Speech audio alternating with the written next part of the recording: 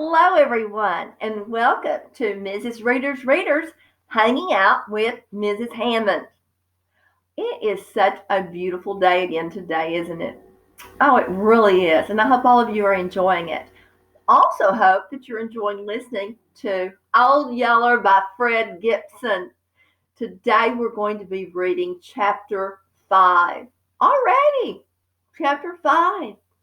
Let's think though, what happened when I read last in chapter 4? Can anyone remember? Oh, that is right. They had this bullfight, didn't they? This bullfight of these two bulls. And they were fighting. And so Travis, he got up on the rail of the fence and he said, "Come on, Mom," and little Arliss. And they all jumped up there and they were going to watch this bullfight. How did that go? Not too well, did it? Because those bulls were so mad they crashed into the fence.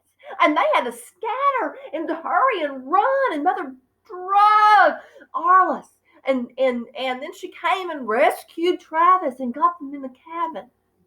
Those bulls almost tore everything down, even their cabin. So, did that little old yellow dog help any? He didn't, did he? That Travis, he's trying to get rid of that old yellow dog because he thinks he is no count. Well, today, I know they messed up a whole lot of their fences and gardens and porches. So I bet Arliss and is going to be up to something. But I bet Travis is going to be doing a lot of work, don't you think? So chapter 5 today, remember, Old Yeller by Fred Gibson is a historical fiction, and it's not a true book, but it could be, couldn't it? Yes, it could. And so it is worth another 6 points if you're testing for AR, or if you're just listening for fun and pleasure. I hope you're enjoying it. Okay, let's go to chapter 5 now. I can't wait to see. That little Arliss. Who's telling the story? It is in first person, and it's told by who?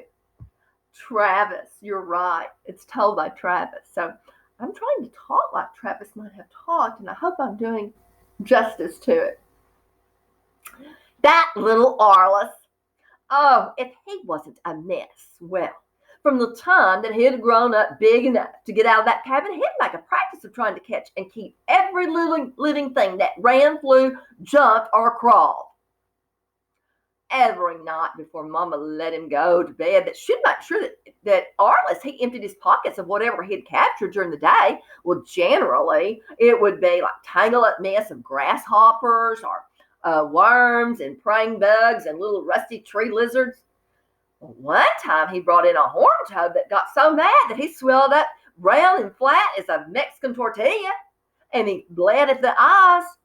Well, sometimes it was stuff like young birds that had fallen out of the tree or the nest before it could fly, or green speckled spring frogs, or a striped water snake. Ooh, I'd be scared of that. I'm scared of snakes. And once he turned out his pockets and a wadded up baby copperhead that nearly threw Mama into spasms. He had a baby copperhead. Oh, I always tell my grandchildren, yeah, I don't care what kind of snake it is, it's a snake. And they could be dangerous. He had a copperhead, and those are poisonous. Well, we never did figure out why that snake hadn't bitten him, but Mama just took no more chances on snakes, and she switched Arliss hard for catching that snake. She got a switch and switched his legs. Then she made me spend better than a week taking him out and teaching him to throw rocks and kill snakes. Well, that was all right with little Arliss, because if Mama wanted him to kill his snakes first, he'd kill them. But that still didn't keep him from sticking them in his pockets along with everything else that he'd captured that day. Well, the snake might be stinking by that time, but Mama called on him to empty his pockets. But there'd be dead ones in there too. Then, after that yellow dog came, little Arliss started catching even bigger game, like cottontail rabbits and chaparral birds. Do you know what chaparral birds are? Does anyone know that? You may. Road runners. They're road runners, and he'd catch little road runners and put them, I guess, in his pockets or his pants or somewhere. I don't know how he got them in his pocket. And possums. He'd get possums, baby possums that sulked and lay like dead for the last several hours until he finally decided that Arliss wasn't going to hurt them. He wouldn't hurt them. He just wanted them because they were animals. He was an animal lover. Okay, of course, it was Old Yeller that was doing all this catching. I just know it. And he'd run the game down and turn it over to little Arliss. And then little Arliss, he'd come home with it and tell Mama a big fib about how he caught it by himself. Yeah. Well, I watched them one day when they caught a blue catfish out of Birdsong Creek. Yeah, I watched both of them. And the fish had fed out into the water and was so shallow that his top fin was sticking out. And about the time I saw it, Old Yeller and little Arliss did too. And they made a run at it, and the fish went scootering away toward deeper water. Only Yeller was too fast for him. And he pounced on that fish and shut his big mouth down over it and went romping to the bank, where he dropped it down on the grass and let it flop, just flopping around. And he let it flop, and here came little Arliss to fall on it like I guess he'd been doing everything else. And the minute he got his hands on it, that fish finned him, and he went to crying. Ah! But he wouldn't turn that fish loose. He just grabbed it up and went to running and squalling toward the house. And then his hands were all bloody by the time that he got there where the fish had thinned him, and they swelled up and got mighty sore. Not even a mesquite thorn hurts as bad as the sharp fins of a fish when it runs deep into your hand. And if you guys fish, you know that. I'm scared of whole fish. But as soon as Mama had wrapped his hands in a rag of mashed up prickly pear roots to draw out the poison, little Arliss, she forgot little Arliss, but she forgot all about his hurt. Oh, and that night when we ate the fish for supper, he told the biggest windy I have ever heard, in how he'd dived way down deep into a deep hole under the rocks, and he'd dragged that fish out and nearly got drowned before he could swim to the bank with it. Did little Arliss do that? No. Well, but when I tried to tell Mama what really happened, she wouldn't even let me. I mean, she said, "Now, this is Arliss's story," she said. "Now, you let him tell it the way he wants to." Now, I told Mama then, I said, "Mama, that old yeller dog is going to make the biggest liar in Texas out of little Arliss." But Mama just laughed at me, like she always laughed at little Arliss's big windies after he'd gotten off where he couldn't hear her. And she said for me to let little Arliss alone. She said that if he ever told a bigger whopper than the ones that I used to tell, she had yet to hear it. Well, I hushed then, because if Mama wanted little Arliss to grow up to be the biggest liar in Texas, I guess it wasn't any of my business. Well, all of which I figured is what led up to little Arliss's catching the bear. The bear. I think Mama had let him tell so many big yarns about his catching live game that he began to believe them himself. Well, when it happened, I was down by the creek and way splitting rails to fix up that yard fence where the bulls had torn it down, and I'd been down there since dinner, working on a stand of tall, slim post oaks, and I chopped down trees, and I trimmed off the branches as far up as I could, and then I cut away the rest of the top, and after that I'd start splitting the logs. I'd split the logs by driving steel wedges into the wood, and I'd start at the big end and hammer in a wedge with the back side of my axe. Boom, boom. And then this would start a little split running lengthways of a log, and then I'd take up a second wedge, and I'd drive it into the split, and this would split the log further along, and at the same time loosen the first wedge. I'd then knock that first wedge loose and move it up in front of the second one, driving one wedge ahead of the other like that. I could finally split a log in two halves, and then I'd go to work on the halves, splitting them apart. And this way, from each log, I'd come out with about 4 rails. Swinging that chopping axe was sure hard work, though. Oh, the sweat just poured off of me. Oh, my back. Oh, my back. Oh, it was muscles. Oh, they just ached. Oh, my goodness. And that axe, it got so heavy. Oh, I could hardly swing it. Oh, my breath got harder and harder to breathe. Whew. But an hour before sundown, I was just worn down to a nub, and it seemed like that I couldn't hit another lick. Papa, he could have lasted till past sundown, but I didn't see how I could. I shouldered my axe and I started toward the cabin, trying to think up some excuse to tell Mama to keep her from knowing that I was played clear out.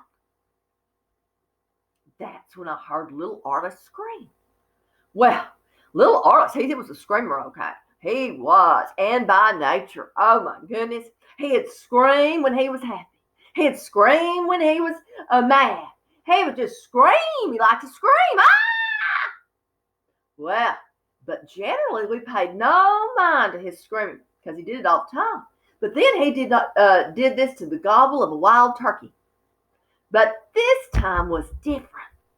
Oh, this time, the second I heard him screaming, I felt my heart block clear over. This time I knew that little Arliss was in real trouble.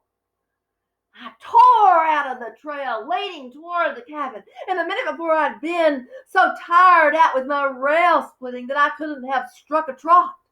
But now I raced through the tall trees and the creek bottoms, covering ground like a scared wolf. I was running. Ooh. And little Arliss, the second scream, he screamed, and when it came, was louder and shriller and more frantic sounding than the first. Ah! First with it was a whimpering cry, sound that I knew didn't come from him. It was a sound like I'd heard before, and a sound like I ought to know what it was. But right then I couldn't place it. Then from away off to one side came a second sound that I could have recognized anywhere. It was the coughing, roaring of a charging bear. Oh, I just heard it once in my life, and that was the time that Mama had shot and wounded a hog-killing bear, and Papa had to finish it off with a knife to keep it from getting her.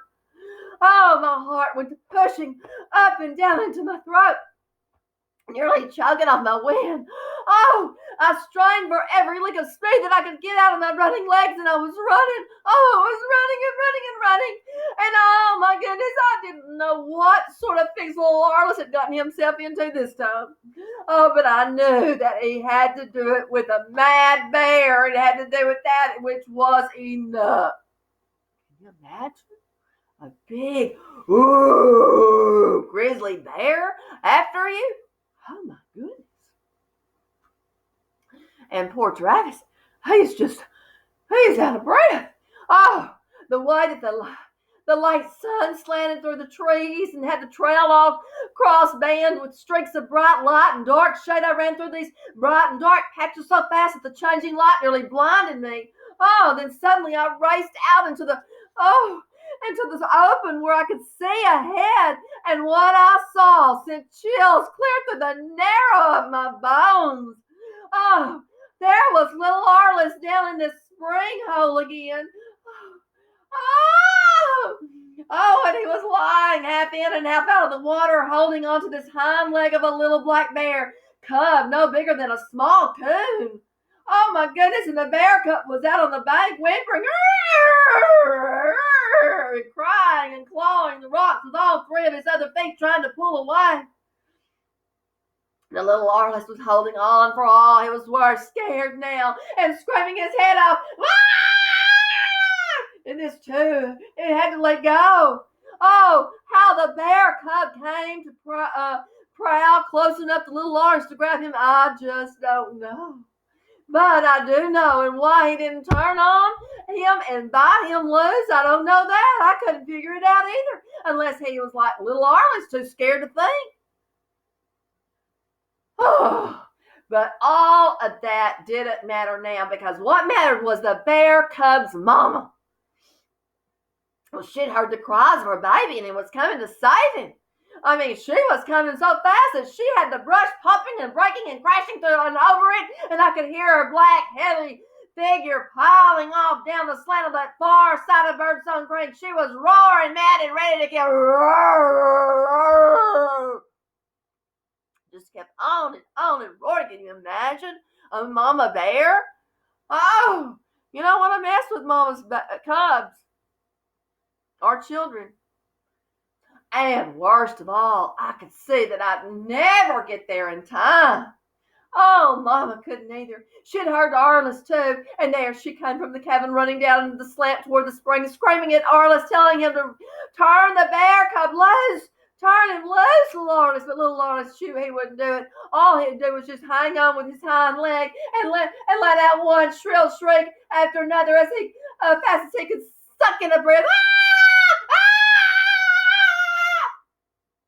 Now that she-bear was charging across the shallows in the creek, and she was knocking sheets of water high in the bright sun, charging with her fur up in her long teeth bare, far filling the canyons with that awful coughing roar.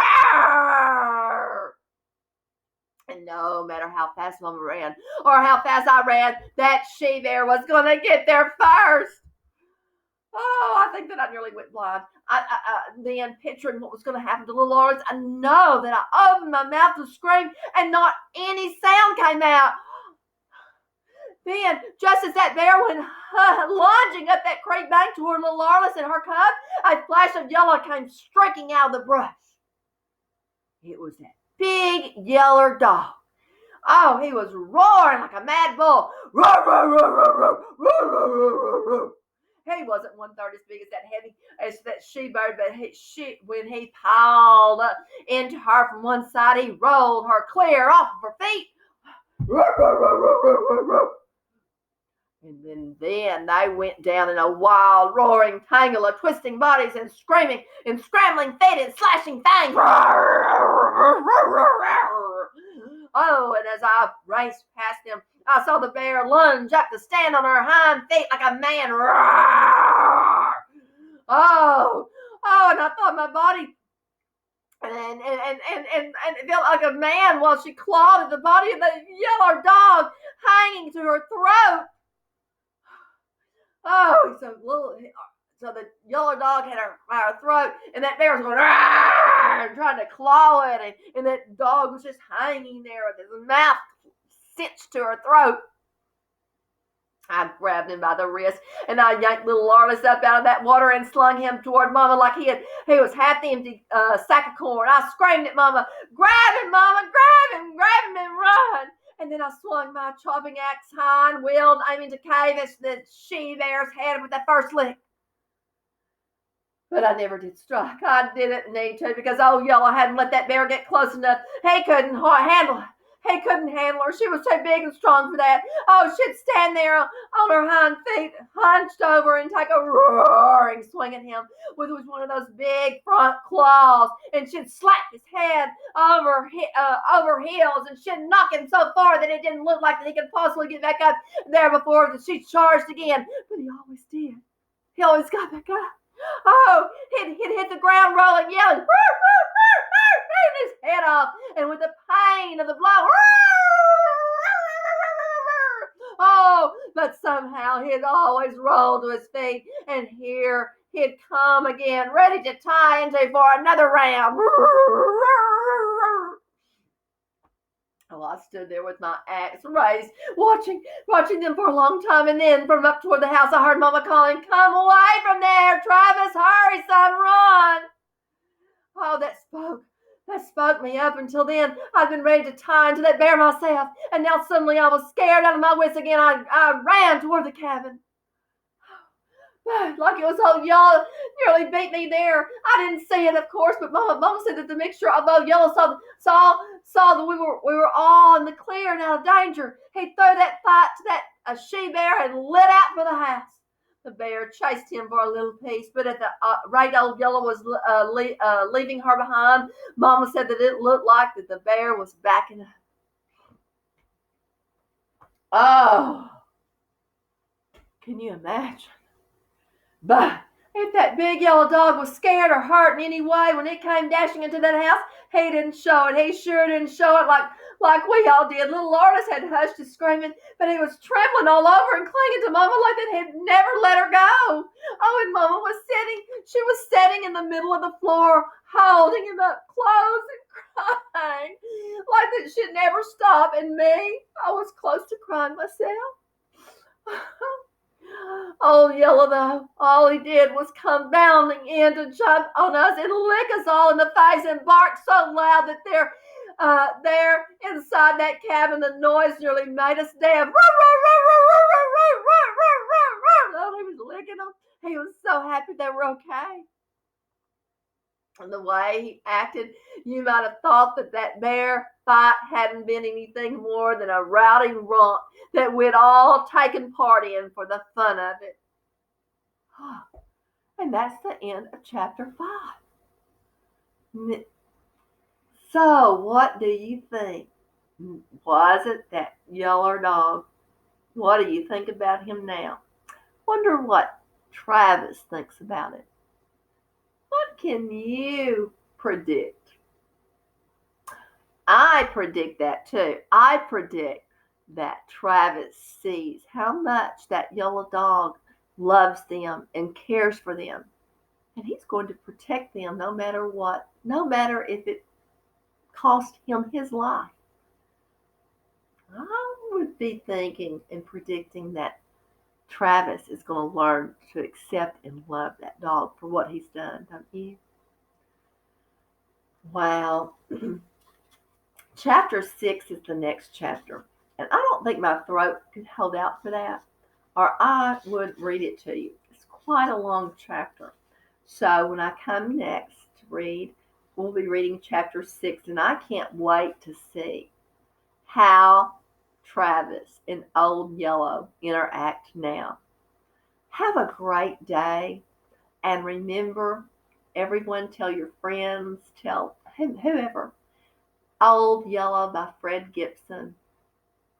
It is a classic novel, a great story, and I'll see you later. Thank you. Bye.